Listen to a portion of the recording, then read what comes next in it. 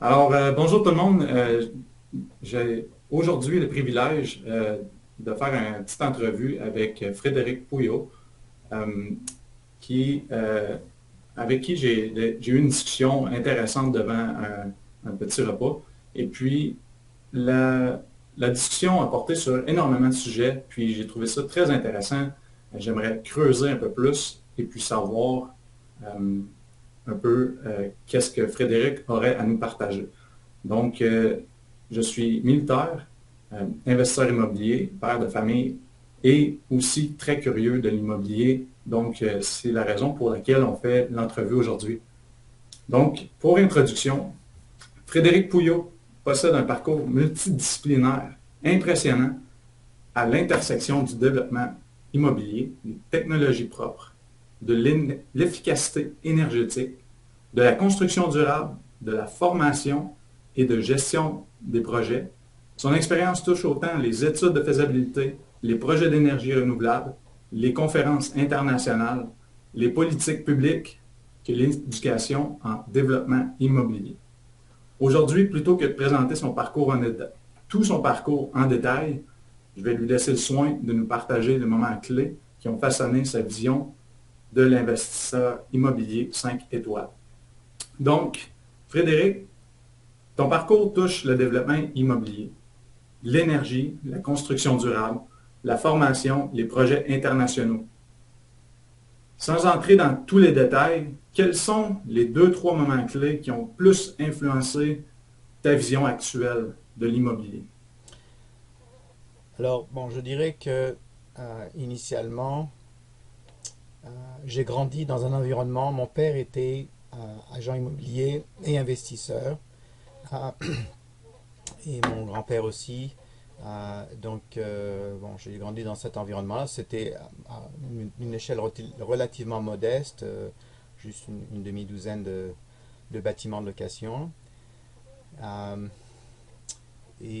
L'autre chose aussi, c'est que donc j'ai grandi en France et à l'époque où j'ai fini mes études secondaires, j'ai été pas mal inquiété par le fait que la France est un des pays au monde, sinon le pays au monde où il y a le plus d'énergie nucléaire.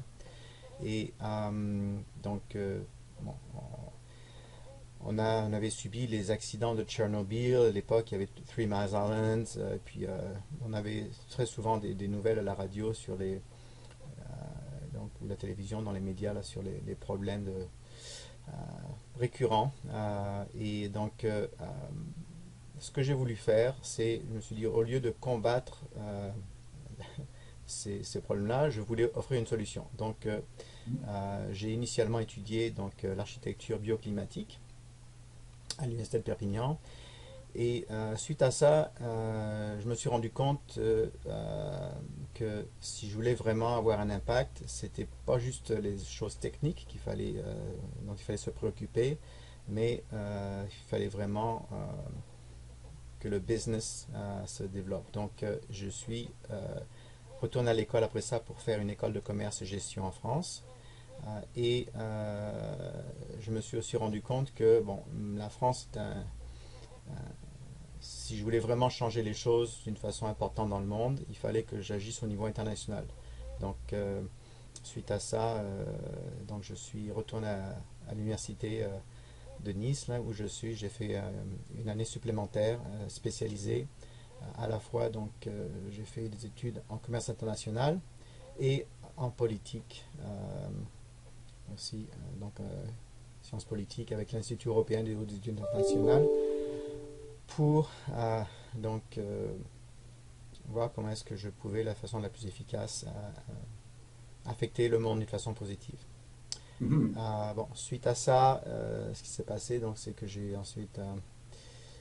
me suis fait embaucher par une compagnie comme directeur commercial pour l'Amérique du Nord.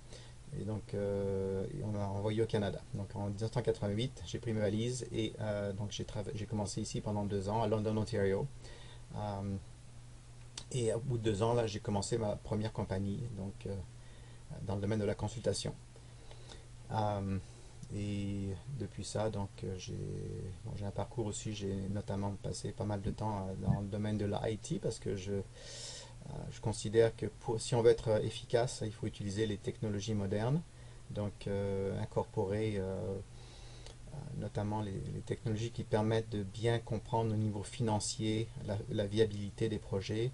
Donc j'ai enseigné et développé des curriculums pour faire la vérification diligente de projets d'infrastructures importants dans 8 domaines différents de technologies renouvelables, dont les projets hydro, les projets éoliens, etc.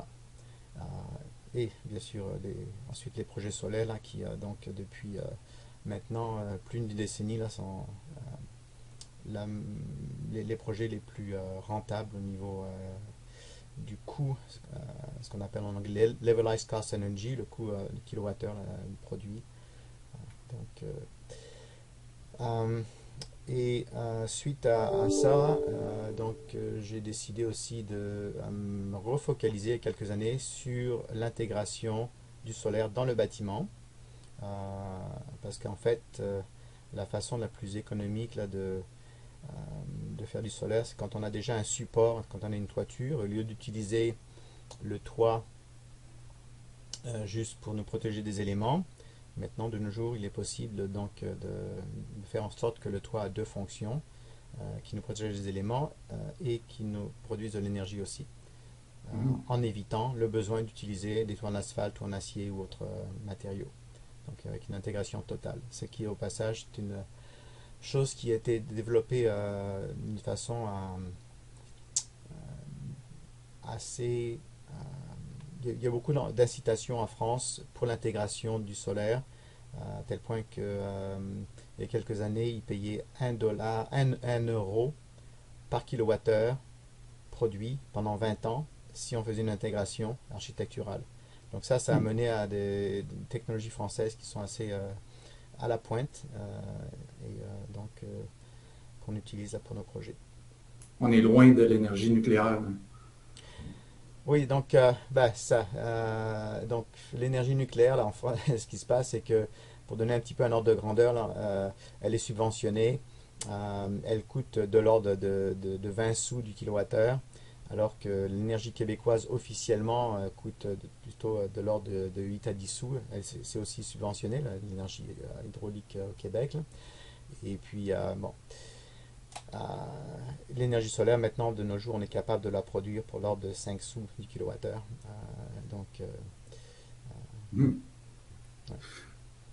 J'aimerais rendre le concept d'investisseur immobilier 5 étoiles plus concret. Tu m'as partagé ça, puis j'ai été très intéressé de voir à quel point que, il y a différents niveaux d'investisseurs selon ce que tu décris. Et puis quand on parle de bâtiments écologiques, de briques de terre compressées, de performance énergétique, de solaire, de net zéro, ça peut sembler très inspirant, mais aussi loin de la réalité d'un investisseur au Québec ou même au Canada.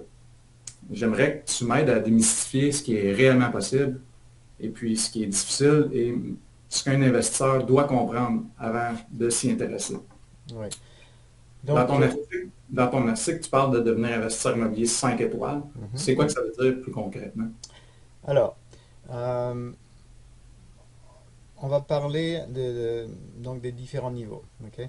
La plupart des gens qui achètent une maison pensent à investir dans l'immobilier. Et en fait, bon, si une maison est utilisée pour se loger, c'est bien, mais c'est pas, disons, un investissement qui est forcément rentable. Ça dépend vraiment des conditions économiques. Parfois, un loyer peut être plus rentable en fonction des besoins, notamment si quelqu'un sait qu'il ne va pas rester dans un endroit très longtemps. Quand on ajoute les frais de notaire, d'agent immobilier, déménagement, etc., bon, d'aménagement, puis tout ce qu'il faut faire. Donc,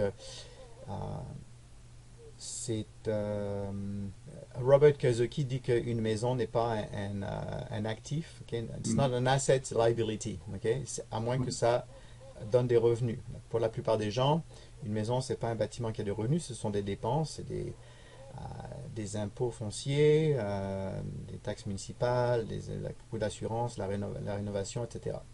Donc, une maison n'est seulement un investissement si, par exemple, on est en mesure de sous-louer une partie de la maison, comme un sous-sol, ou les gens qui ont des duplex, ou s'ils achètent un quadruplex ou autre, et puis qui louent les autres unités. Là, ça devient réellement un investissement. Mhm. Bon, ça, donc, c'est la première chose qu'il faut comprendre au niveau de l'immobilier. La Donc, ça, plupart ce des serait gens, le niveau 1. Le niveau 1, c'est ça? alors, c'est comme le niveau zéro, je dirais. OK, OK, c'est bon. C'est vraiment la base, ok? Euh, OK. réellement, un investissement immobilier, c'est quand on achète pour faire un profit, ok? Mhm. Ou avoir des revenus. Alors, donc le premier niveau, ça serait comme les gens qui disent qu'ils vont acheter une maison et la revendre avec possiblement une plus-value, avec des rénovations. Donc ça serait le niveau 1. Ok. Euh, Quand on monte dans les différents niveaux, là, donc ce qui se passe, c'est que donc, quand on est au niveau 1, on est une sorte de, on n'est pas un day trader, là, mais on est un trader, on est vraiment à la merci des fluctuations du marché. Si on achète, ça j'ai vécu ça avec mon père là, dans les années 90, j'ai vu que bon, il avait acheté certains bâtiments, puis il faisait en France on appelle ça marchand de biens, ok, ici en Amérique du Nord on dit un flipping, ok, c'est quand on achète pour revendre, avec bon, quelques rénovations, souvent les gens font du cosmétique, là, c'est comme pour se faire un profit maximum, pas forcément de mettre dans la qualité, là, c'est juste vraiment du tape à l'œil en général que les gens vont faire, là, du Mhm. superficiel. Et donc ça mène aussi à construire des bâtiments qui ne sont pas durables, donc c'est vraiment l'idée du court terme. Ok. Mhm. Quand on évolue dans l'échelle, ok, après ça, donc, ce sont les gens qui vont acheter pour louer. Donc là,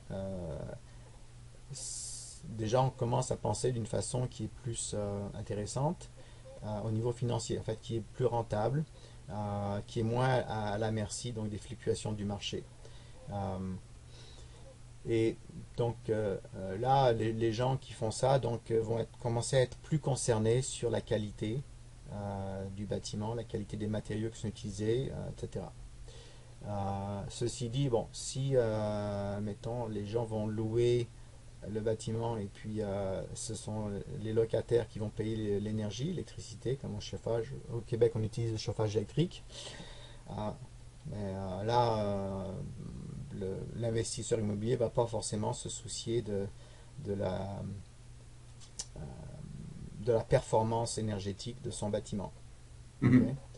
Euh, Au passage aussi dans les flippers, là, ok, ça peut être aussi des développeurs, ok, quelqu'un qui achète un terrain juste pour rapidement le revendre, OK. potentiellement en faisant, donc ça serait un niveau 3 là quand on fait du développement.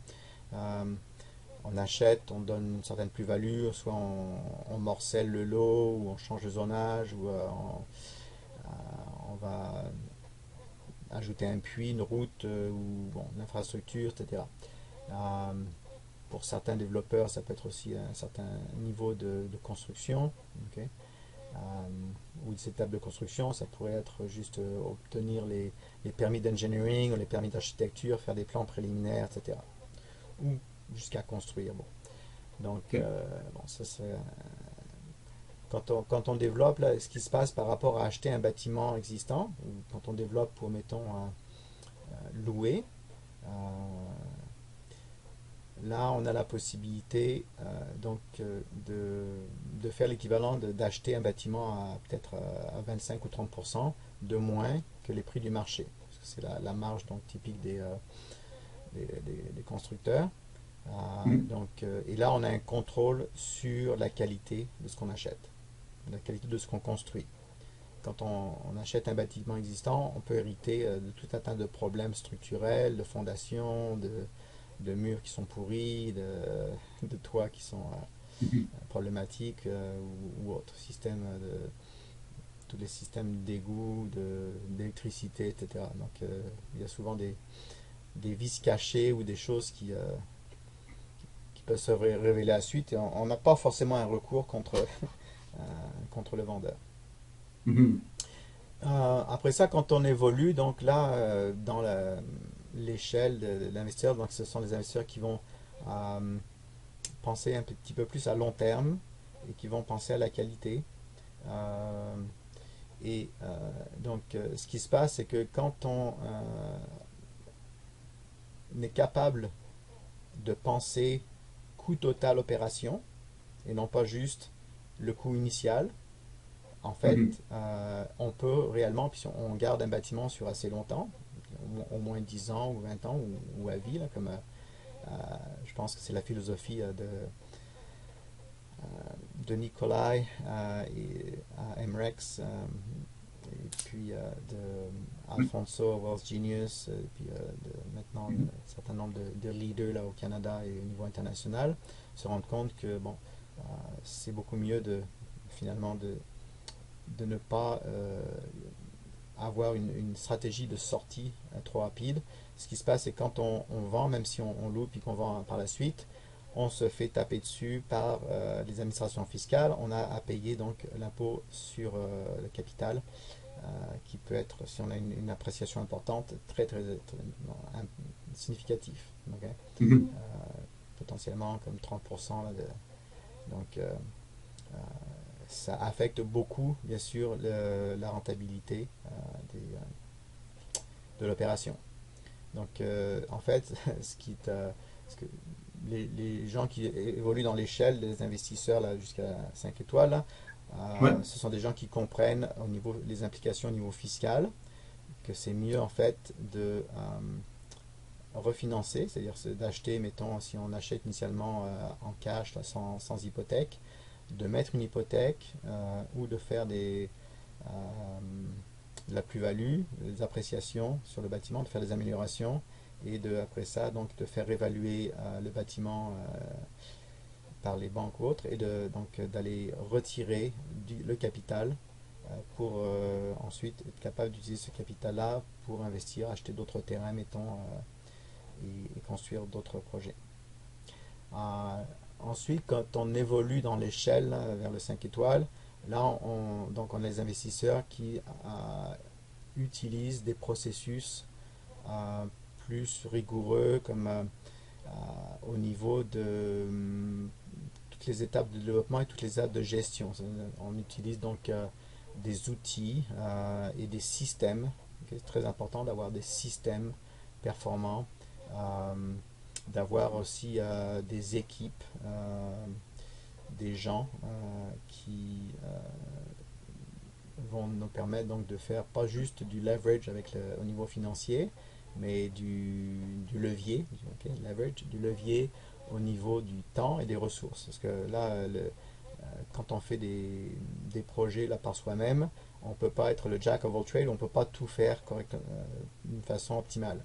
Donc là, Mhm. l'investisseur, quand on se rapproche du niveau 5 étoiles, ce sont des investisseurs donc, qui sont capables de s'entourer de gens compétents, d'une équipe, donc que ce soit d'équipe d'agents immobiliers, de notaires, avocats, de transactions, de building, des compagnies construction, là, des entrepreneurs, et puis bien sûr les sociétés de gestion immobilière, les, par exemple si on fait des bâtiments à la campagne aussi potentiellement, donc des sociétés qui font la gestion de wildlife, ok, Bon, oui. La vie euh, sauvage. ouais, la vie sauvage, Ah ok. oui. Ouais. Et quand on évolue aussi dans l'échelle, donc là on se rend compte que bon, si on veut vraiment avoir un coût total d'opération minimal pour être capable euh, d'offrir les loyers les plus faibles possibles, pour être le plus donc rentable, pour être le plus attractif, ben là Mhm. donc il faut vraiment regarder d'une part donc la qualité des matériaux, la durée de vie des matériaux, ok, Mhm. et aussi voir obtenir plusieurs sources de revenus sur un bâtiment. Okay. Donc, en ce qui concerne la durée de vie des matériaux, euh, au Canada, au Québec, en Amérique du Nord, malheureusement, La façon dont on construit d'une façon générale a très peu évolué depuis les premiers pionniers qui construisaient des cabanes en bois. Il fallait que ça soit fait rapidement. Les militaires, ils ont construit les forts, etc. Il fallait vite se protéger donc des autochtones qui voulaient les attaquer. Bon, il fallait qu'ils voulaient se défendre ou autre. Bon. Euh, et bon, il y a une certaine évolution dans le domaine de la construction en Amérique du Nord avec les maisons à ossature bois. Bon, c'est pas exactement comme les cabanes en bois rond qu'on faisait avant, mais Mhm. on ne construit pas de façon générale au Canada pour des bâtiments qui vont durer plusieurs générations. Euh, Ce qui se passe d'une façon générale, c'est que si on achète, mettons, un bâtiment de 500 000 dollars sur une période de 50 ans, là, ça va coûter le double pour toute la maintenance. Souvent des problèmes de fondation qui craquent, souvent des problèmes de le, le- le revêtement en vinyle ou autre bon marché, les fenêtres en PVC qui sont brittle, ok, Mhm. euh, Fragile, oui. qui sont fragiles. Euh, les, Souvent, donc, il y a des problèmes avec les moisissures, avec le drywall, donc le placo-plate, là, qui, quand il y a des fuites d'eau, fuites de toit ou autre, ou simplement le fait que là on utilise du plastique qui est perforé par les agrafes, euh, Mhm. quand on fait l'électricité et la plomberie, là c'est difficile de sceller ça parfaitement, et même si c'est scellé, là il y a toujours des trous qui vont se faire là quand les gens, de façon générale, par exemple, les plastiques sont agrafés là. Euh, Quand une maison est utilisée, ben, les gens font la cuisine, prennent des douches ou même respirer, ça engendre en été 80% d'humidité. Cette humidité-là se retrouve dans les murs pourrissent, les gens respirent cette la moisissure. On fait des maisons qui aussi donc vu que maintenant on les a voulu plus efficaces au niveau énergétique là, avec moins de fuite, donc on les a enveloppés de plastique qui est mais pour que les gens ne s'asphyxient pas, on se fie maintenant sur les systèmes de ventilation mécanique qui sont bruyants, qui transportent les poussières, qui euh, aussi donnent des ponts thermiques. Souvent c'est aluminium, là où c'est des produits, la chaleur passe à travers ça, les animaux peuvent passer. La plupart des gens ne nettoient pas ça d'une façon rigoureuse, fait qu'on a souvent des gens qui vont développer des allergies ou des problèmes jusqu'au cancer des poumons juste parce qu'ils ont respiré l'air dans leur maison, Mhm. qui a 50 fois plus de particules toxiques dans un endroit industriel dans des pays en voie de développement. Là, enfin, Mhm. c'est absolument phénoménal la façon dont, surtout au Canada ou au Québec, là, on passe beaucoup de temps à l'intérieur dans les maisons et tellement de gens qui deviennent malades juste parce qu'ils ils passent du temps à l'intérieur de leur maison. La façon dont on construit de nos jours. En plus de ça, donc, on utilise des revêtements souvent qui sont non durables, l'asphalte et autres matériaux qui font le bonheur bien sûr des compagnies genre Home Depot, Rona, etc. Et les contracteurs aussi qui reviennent régulièrement pour remplacer ça. Mais c'est pas, ce ne sont pas des matériaux durables, ce ne sont pas des matériaux qui, dont le coût total d'opération est intéressant. Et en plus de ça, donc quand on fait mettons, là on va se concentrer sur le résidentiel, ce qu'on appelle mid-rise, low-rise, pas les grands immeubles, les tours étages, qui ont d'autres problèmes. Bon. Donc là on construit en bois, qu'est-ce qui se passe avec le bois?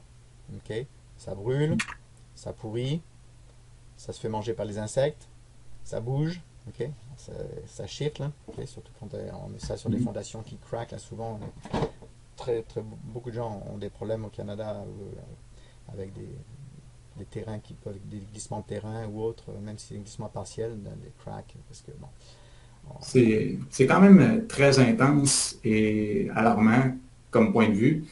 Euh, pour les personnes qui écouteraient le podcast, on parle d'investisseurs 5 étoiles. Euh, on a compris que le niveau 1 1 étoile, ce serait un flipper. Puis plus qu'on monte dans l'échelle, le niveau de 5 étoiles, on est justement conscient de ce qui peut être alarmant, ce qui est dangereux pour la santé.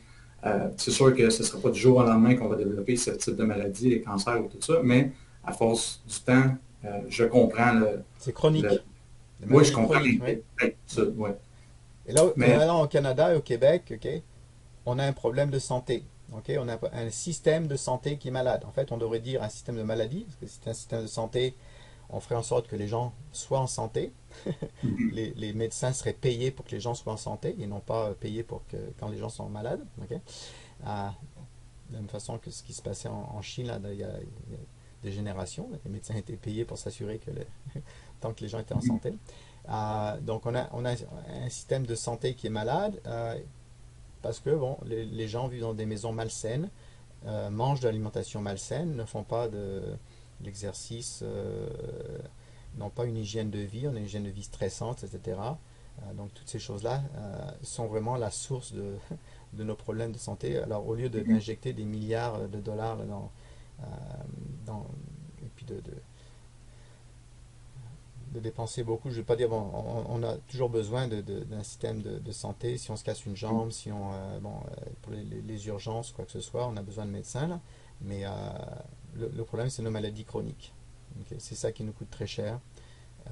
Et donc, on pourrait réellement faire tellement d'économies si on investit dans la qualité de nos bâtiments. Et avec ces économies-là, on pourrait donc réduire en premier lieu les besoins là, au niveau médical et puis ensuite s'assurer qu'on a une qualité des services. C'est bon. Donc, ça amène à dire quel type de projet que les investisseurs niveau 5 étoiles pourraient viser. Alors, donc là, il existe des alternatives à la construction donc en bois ou pour les bâtiments commerciaux ou les high-rise, là, on fait du béton aussi, qui a d'autres problèmes aussi importants. Au passage, le béton, c'est, ça représente l'équivalent de tout au niveau des gaz à effet de serre, pratiquement de tout ce qui est produit en gaz à effet de serre au niveau du transport, que ce soit des transports des marchandises ou passagers. Donc on ajoute tous les bateaux, les avions, les trains, les voitures, les camions, etc. Okay. La production de béton au niveau global, là, c'est à peu près 8% des gaz à effet de serre, là, 7 à 8%. Donc c'est énorme. Et avec l'électrification des véhicules, là, ça va représenter encore plus, okay, puisqu'on va être capable d'avoir un petit peu moins d'émissions avec les véhicules électriques et autres. Donc, et le béton aussi, c'est un matériau qui, en plus d'être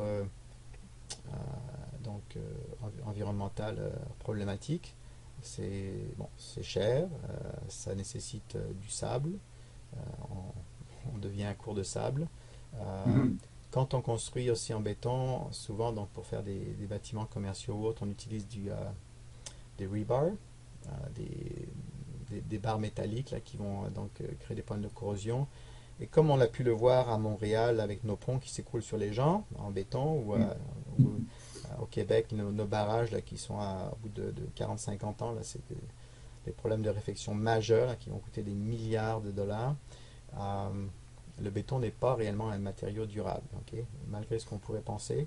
Euh, si on veut parler de matériaux durables, on peut penser aux aqueducs romains là, qui se tiennent encore debout et qui étaient faits finalement avec l'argile et la chaux et du sable. Mhm. Il existe aussi des bâtiments jusqu'à 7 étages au Yémen, par exemple, qui ont été faits avec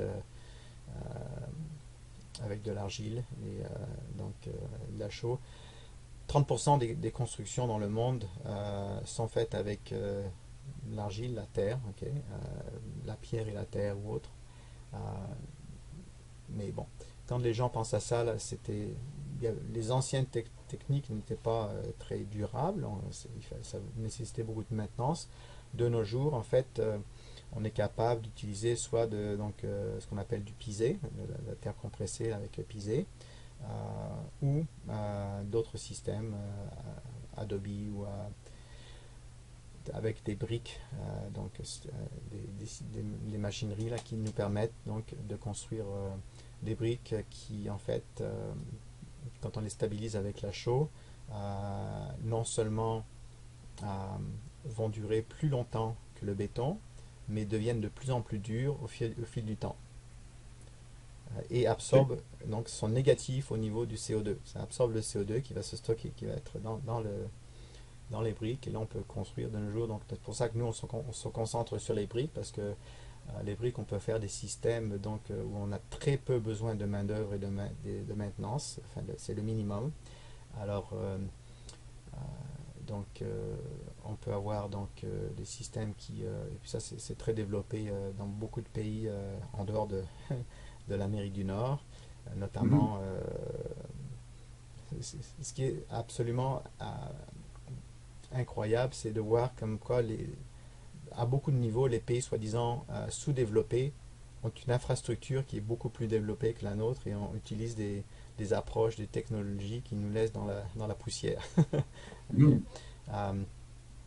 Donc, par exemple, une compagnie en Malaisie là, qui s'appelle MyIB, ils ont des systèmes de fabrication de briques là, où c'est juste un exemple, il y a plein de compagnies là, comme ça, en Amérique centrale, en Afrique, etc.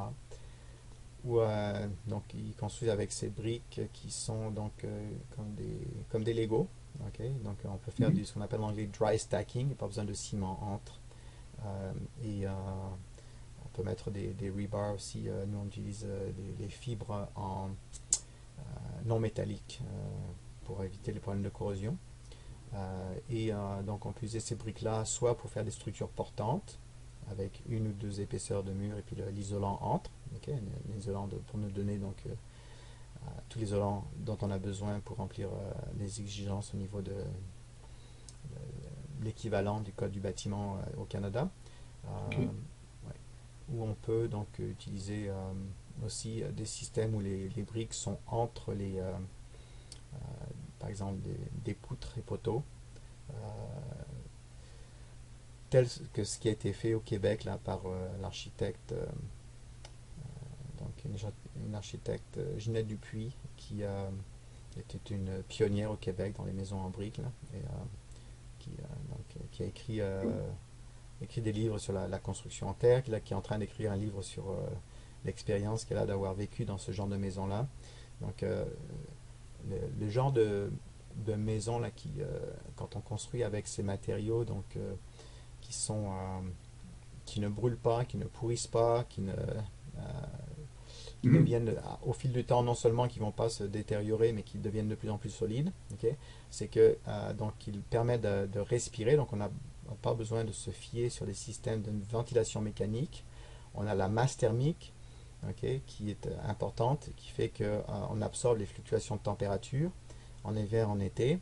On a une optimisation de l'hydrométrie, c'est-à-dire qu'au lieu d'être comme 80% d'humidité en été au Canada, au Québec, et puis donc avec les problèmes de moisissure sans gens, etc., ou aussi de plus besoin de climatisation quand on a une forte humidité, et inversement en hiver avec les constructions qu'on a maintenant, on n'a pas assez d'humidité dans nos maisons parce que le chauffage électrique sèche, est trop sec, okay, donc on peut se retrouver en dessous de 30% d'humidité, alors que idéalement on veut que notre corps soit environ à 60%, ce que l'on obtient naturellement avec les constructions en briques. Et une autre chose aussi, c'est que, notamment au Québec, comment est-ce qu'on chauffe nos maisons? Avec, la plupart du temps, l'électricité, mais avec des plaintes électriques. Alors qu'est-ce qui se passe quand on chauffe avec des plaintes électriques? Ça sèche. Ça sèche, ok. Ça brûle les poussières, ok. Qu'est-ce qui se passe avec la chaleur? Est-ce qu'elle reste au niveau du sol ou est-ce qu'elle reste là où on veut qu'elle soit? Non, elle monte. Elle monte, ok. Donc on a ce qu'on appelle la stratification, c'est-à-dire qu'on peut avoir jusqu'à 5 degrés de différence entre le sol et puis là où en haut, et puis on a plus de perte de chaleur, ok. Et au niveau productivité aussi et santé, on est beaucoup plus en santé lorsqu'on a les pieds chauds et la tête froide, plus fraîche, disons, relativement plus fraîche. Okay? Donc, il y a tous ces aspects de confort, de santé, d'économie. D'économie, donc on peut construire jusqu'à moitié moins prix là, quand on fait soit l'autoconstruction ou donc nous on fait des projets d'envergure là où on ne fait pas juste comme là on est en train de travailler sur un projet de 20 bâtiments de 8 unités, 3 étages. Donc avec ce genre de projet là, donc on peut obtenir les économies d'échelle, les économies là qui permettent que on absorbe le coût de faire venir nos machines parce qu'ils ne fabriquent pas ça au Canada. Donc on peut faire venir nos machines de l'Asie là, ou de l'Afrique du Sud ou autre, ou au Brésil et au Mexique. Là.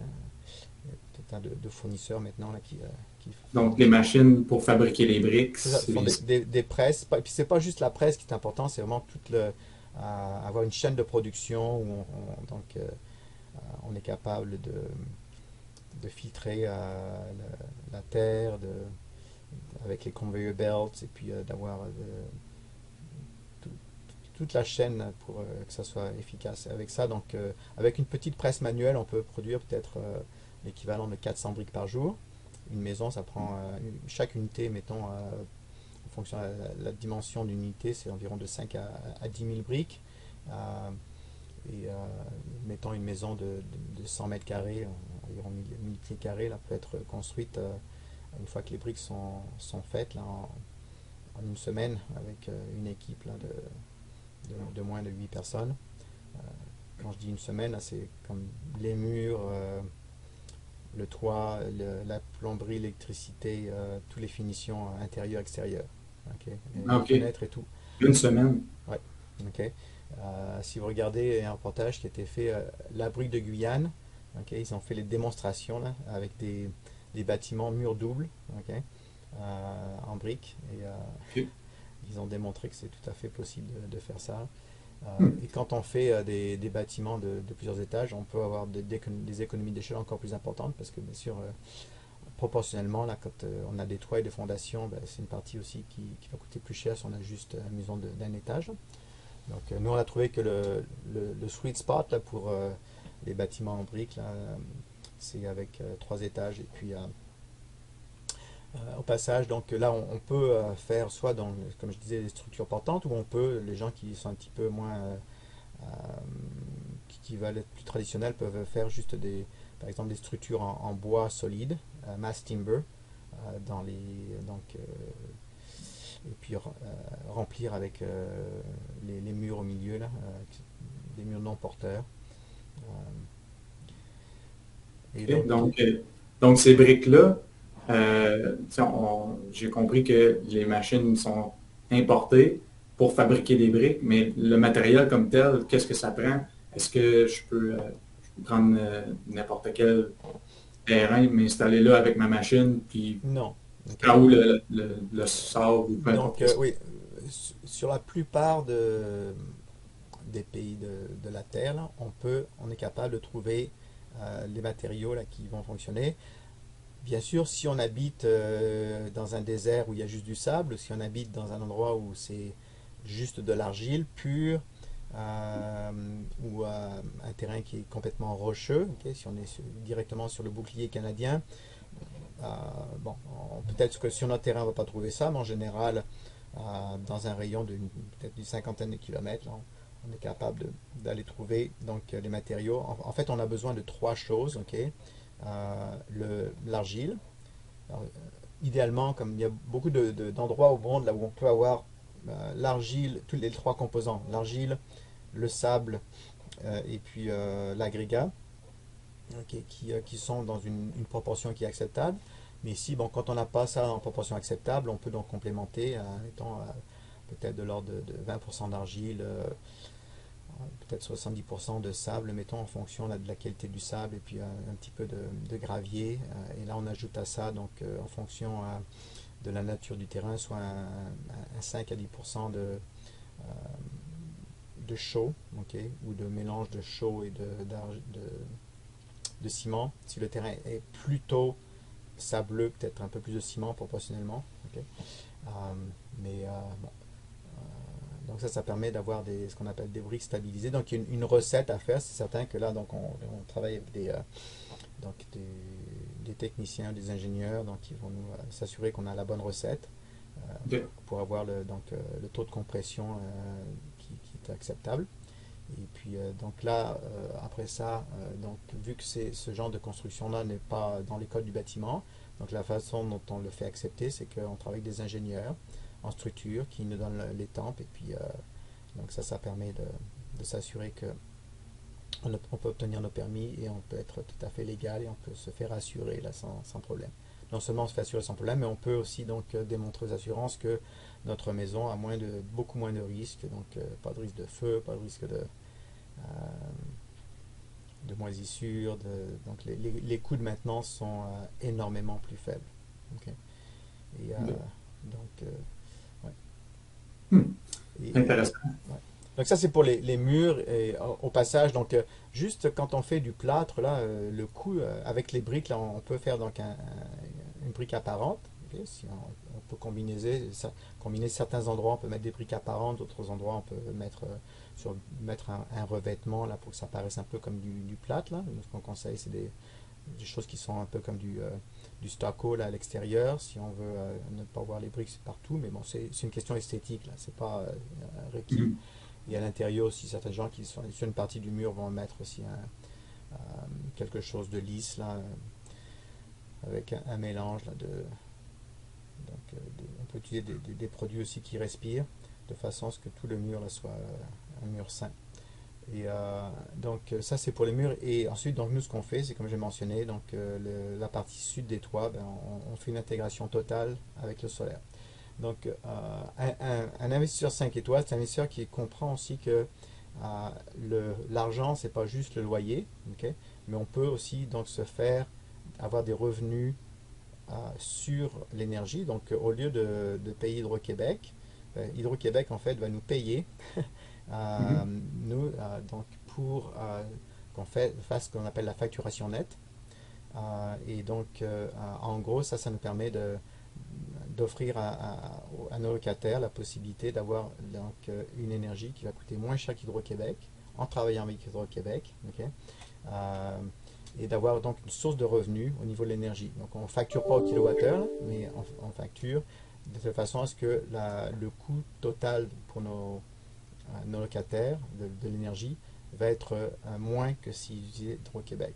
Okay. Parce que premièrement, on a des bâtiments qui sont beaucoup plus efficaces et deuxièmement, donc une production excédentaire, donc on appelle ça des bâtiments non pas net zéro, mais à énergie positive.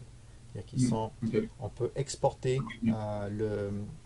l'excédent d'énergie à Hydro-Québec ou l'utiliser soi-même pour alimenter notre véhicule électrique et avoir tous nos parcours locaux. C'est certain que si on veut se rendre en Californie, ça ne va pas être suffisant, mais pour toutes comme se rendre au travail, faire nos épiceries, toutes les choses Mhm. quotidiennes, c'est donc le solaire là, va être en mesure là, de fournir tous ces besoins-là. Donc, nous, les sources de revenus pour nous, donc c'est le loyer, okay, l'énergie, les bornes de recharge électrique, okay, donc les gens qui facturent pour un garage ou autre, donc nous, Mhm. c'est un service qu'on offre aussi. Et puis, donc, si les gens n'ont pas les moyens de s'acheter un véhicule électrique, donc on finance la différence entre un véhicule traditionnel et un véhicule électrique. Donc, on a une option de leasing pour les batteries. Mhm. Donc, ça, c'est la troisième source. Et tous nos bâtiments aussi, donc, on se concentre sur les bâtiments qui ont des, des solariums, vérandas, qui permettent en hiver de produire donc les légumes, l'alimentation. Donc en général aussi, donc dans tous les projets qu'on fait, il y a des jardins avec des arbres fruitiers et des systèmes aussi d'aquaponie intérieur et extérieur. Donc pour que les gens puissent produire leurs protéines avec le poisson ainsi qu'avec les poules, avoir des protéines avec les œufs là, des poules. Fascinant. Fascinant. Ça touche vraiment à beaucoup de l'écologie, puis même la nature. C'est vraiment. Est-ce que c'est un produit qui est connu d'après toi? Est-ce que c'est euh, vous dites que vous faites ça, vous offrez ça. Oui. Est-ce que c'est quelque chose qui est connu par Alors, d'autres compagnies? Vous êtes vraiment niche dans ça? ce qui se passe, c'est que chaque chose en elle-même est connue. Oui. Ok, c'est-à-dire que, bon, les toits solaires, les gens connaissent ça. Les systèmes hydrauliques de chauffage par le sol, les gens connaissent ça. Avoir bon, des systèmes d'aquaponie, ça existe. Enfin, chaque élément en lui-même existe. Mhm. Ok. Ce qui fait notre originalité et notre différence, c'est qu'on combine tout ça dans nos Mhm. projets. Ça, c'est avec GPEX, n'est-ce Oui, pas? OK. GPEKS, gpeks.com, oui. Euh, OK. donc, oui, au niveau, je pas mentionné aussi au niveau du stockage d'énergie. Donc, nous, on n'utilise pas de lithium, on utilise du sodium, donc des batteries au sodium qui sont excellents pour ce qu'on appelle euh, le stockage au sol, et Géothermie. non pas pour les véhicules. Ok. On appelle ça stationary energy storage, donc en anglais, OK. le stockage électrique donc stationnaire. OK. Donc oui, autre chose, c'est que donc pour complémenter là, le solaire aussi, on a la possibilité, quand les municipalités vont nous permettre, on peut mettre des petites éoliennes à axe vertical. Donc ce sont des éoliennes qui ne font pas de bruit, qui sont à faible hauteur, qui tournent comme ceci là, rapidement, Mhm. qui ne vont pas chopper les oiseaux, qui ne vont pas faire du hachis parmentier avec la nature. Mhm. Euh, et puis au niveau du stockage thermique aussi, donc les excédents, on les stocke dans des tours qui sont attachés à un bâtiment avec du sable. Intéressant. J'ai d'autres questions un peu plus axées sur mettons, l'investisseur. Tu sais, on a compris qu'on expliquait justement les investisseurs niveau 1 jusqu'à 5, ça devient de plus en plus sophistiqué. Tu m'as expliqué un peu votre modèle et puis les matériaux que vous choisissez d'utiliser et les techniques que vous choisissez d'intégrer dans vos immeubles. Euh, je suis curieux de savoir comment un investisseur il peut structurer le risque au lieu de simplement se dire que c'est trop nouveau ou c'est trop compliqué, si lui il veut se lancer dans ce domaine-là. Alors, Comment rassurer les villes, par oui, ça exemple, c'est une les question très prêteurs? importante, ok? Très très Ouais. importante. Parce que dans n'importe quel investissement, il faut toujours euh, évaluer l'opportunité de se faire de l'argent, de retour, avec le risque. Ok. Donc, quand on parle de risque, la première chose, c'est de comprendre le risque. La plupart des investisseurs immobiliers, d'abord, ne comprennent pas le risque, n'ont pas une approche structurée pour gérer le risque. Ok. Le risque, on pourrait le développer, le couper en morceaux, là, et dire, on a un Mhm. risque, ce qu'on appelle technique. Ok. Euh, on peut avoir, donc, en gros, là, on a le risque technique, ce qu'on appelle le risque technologique, le risque réglementaire, ok, le risque économique, qui comprend le risque donc, au Mhm. niveau du coût initial ou des coûts d'opération ou le coût à la fin. Ok. Euh, on a les risques environnementaux, ok, mettons Mhm. les ouragans, les earthquakes, les Mhm. tremblements de terre, les feux, ok. Bon. Euh, on a les risques aussi sociaux, ok. Si on est dans un endroit là où bon, il y a du social unrest, ok, c'est un risque ça, ou un endroit où bon, OK. en tant qu'investisseur, si on est dans un endroit aussi où il n'y a pas de développement économique, c'est un risque, ok, à comprendre. Mhm. Donc, donc c'est important de comprendre les différents risques. Ensuite, c'est important de comprendre les risques à quel moment. Donc, le risque initial, pendant mettons, le développement ou la construction ou pour la revente. Ok. Et c'est important d'être capable de quantifier chaque risque. Ok. Donc, on Mhm. décrit le risque. Nous, ce qu'on fait, c'est qu'on utilise une approche où pour chaque risque, on va dire, mettons sur une échelle de 1 à 10. Ok. on évalue à la fois l'impact du risque, s'il arrive, et la probabilité. Par exemple, mettons le feu. Okay? L'impact, 10. Okay? La maison est détruite complètement. Probabilité, mettons, ça serait seulement 1. Okay? Si on est dans une zone, on n'est pas dans une forêt entourée de pins, là, puis ou Ouais. dans un climat chaud, là où comme en Californie, là où dans les régions où les choses brûlent beaucoup. Okay? Alors, ensuite, on regarde donc tous ces risques-là, on multiplie l'impact par la probabilité et on regarde quelles sont nos approches de mitigation.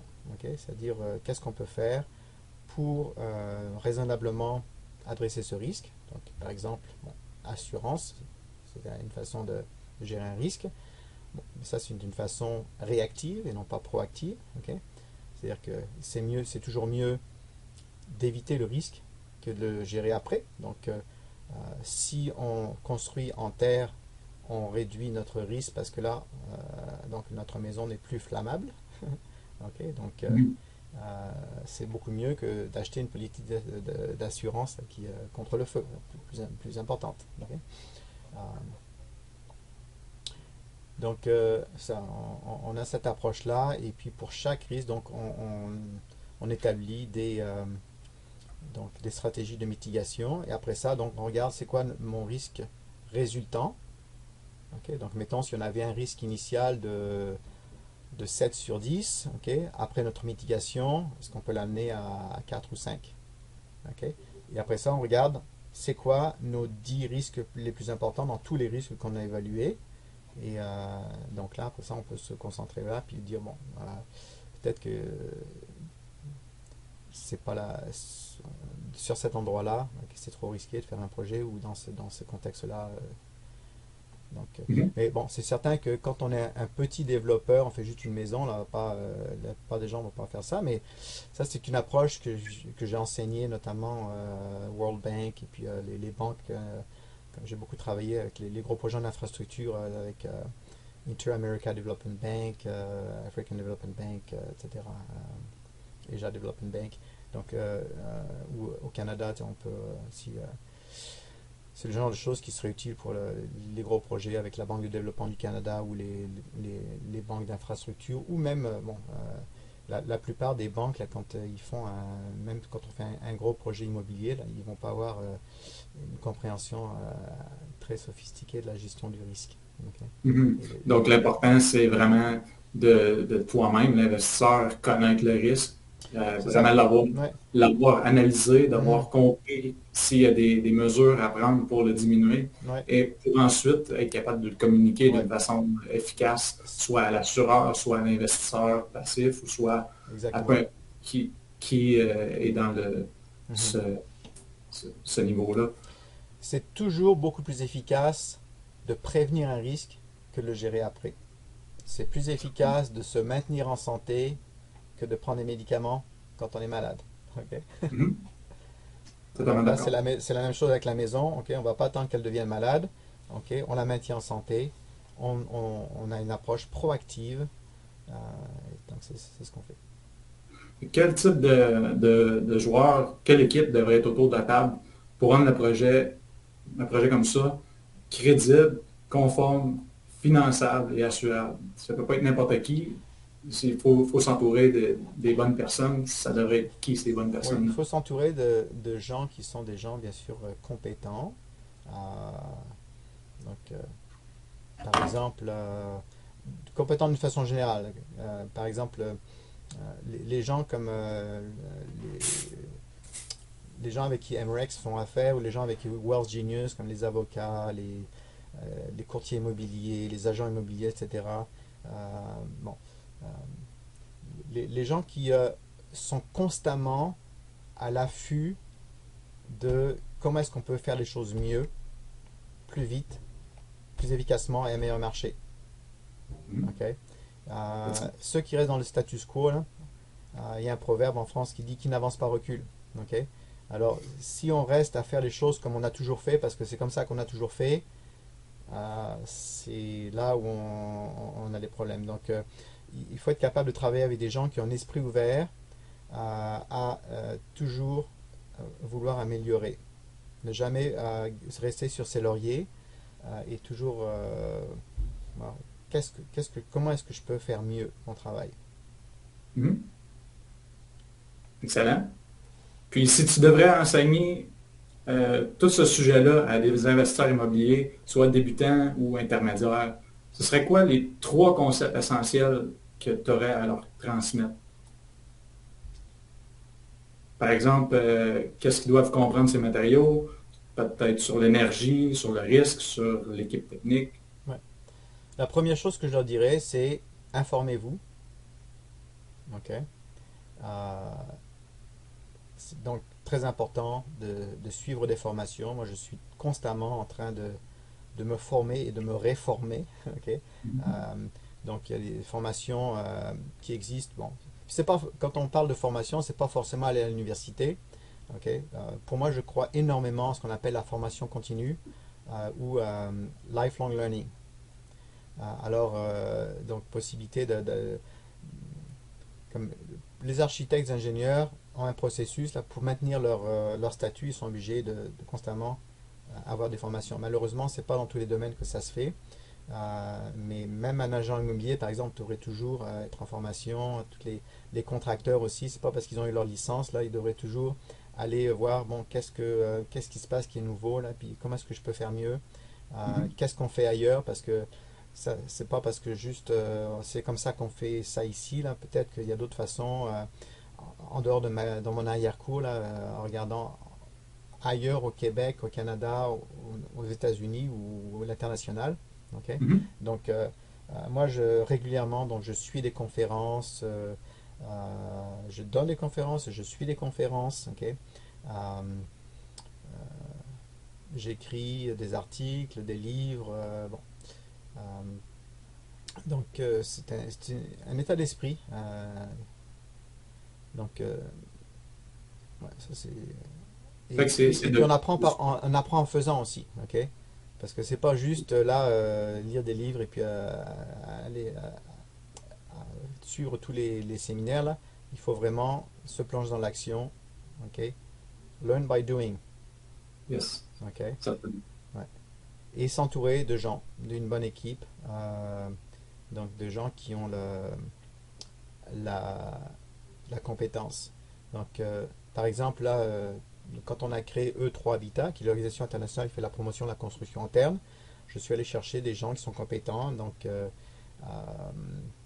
dans différents domaines, là, notamment, donc on a une personne là, qui construit des hôtels en Afrique là, de luxe avec les briques là, plusieurs étages, et puis donc c'est des gens qui savent vraiment comment faire. On a un architecte qui a fait sa propre maison avec des matériaux naturels à Ottawa, ok, qui enseigne au collège algonquin et autres, des professeurs.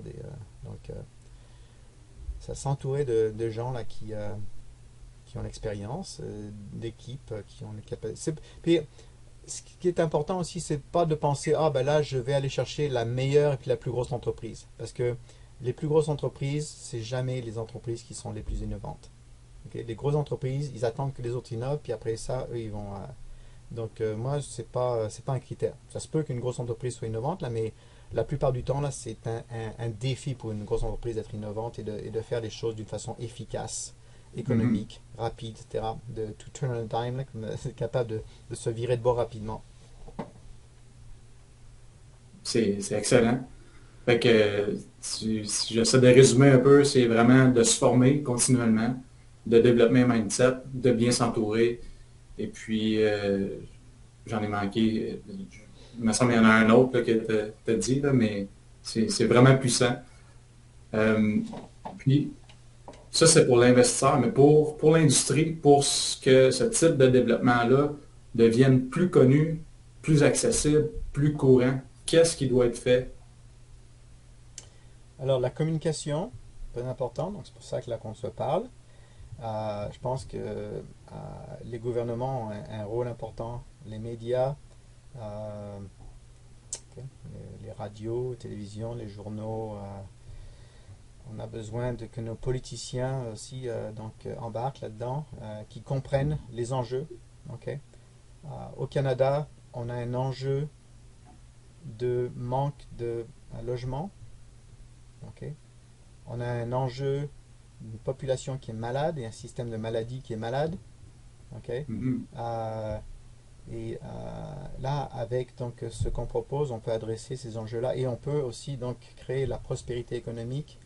Au lieu d'aller importer nos matériaux là, de construction de loin, là, et puis on peut en produire une grosse partie donc sur place, donc encourager les économies locales. Ça, il faut que le mot se passe, que les gens sachent qu'il existe d'autres façons de faire mieux. Certainement. Puis je pense que justement l'entrevue sert exactement à ça, à communiquer, à partager ce que vous faites, ce qui existe, parce que c'est justement pas connu. Puis ça peut, l'inconnu peut faire peur aux gens, les gens peuvent ne pas Absolument. vouloir aller chercher ce Ouais. type de technologie ou Mhm. ce type de développement. Ouais. Donc c'est important d'en parler, de, de démocratiser l'existence de ces technologies et de ces modes de développement. Ouais.